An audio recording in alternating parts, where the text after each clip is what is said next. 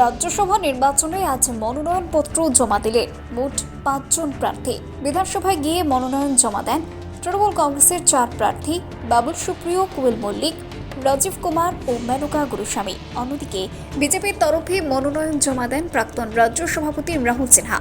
বিধানসভা চত্বরে এদিন ছিল রাজনৈতিক তৎপরতা এবং সংবাদ মাধ্যমের ভিড়। মনোনয়ন জমা দিয়ে কোয়েল মল্লিক জানান তার জীবনে নতুন যাত্রা শুরু হলো এবং মানুষের আশীর্বাদই তার শক্তি। একটা নতুন অধ্যায় শুরু হচ্ছে।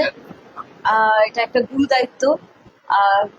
মানে আমি শুধু এটাই বলবো যেন সবাইকার আশীর্বাদ, সবাইকার ভালোবাসা আমার সঙ্গে থাকে, যাতে অনেক অনেক মানুষের সেবা করতে পারি, যেন দেশের সেবায় আমি সক্ষম হতে পারি, সফল হতে পারি, অনেক মানুষের আমি উপকারে আসতে পারি।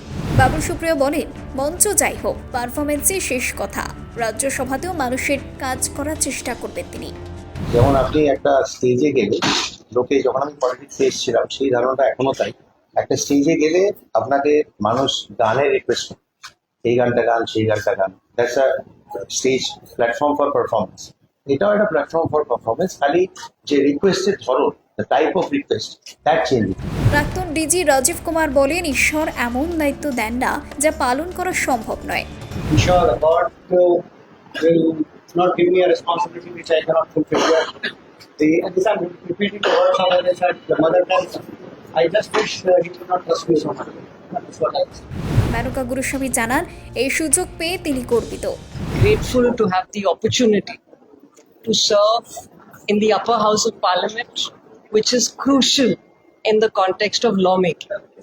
And I thank the Honorable Chief Minister and Trinamool Congress for giving me this opportunity. অন্যদিকে বিজেপি প্রার্থী রাহুল সিনহা বলেন, রাজ্যসভায় গিয়ে বাংলার মানুষের সমস্যার কথা তুলে ধরাই হবে তার লক্ষ্য। অমনি 360 নিউজ, কলকাতা।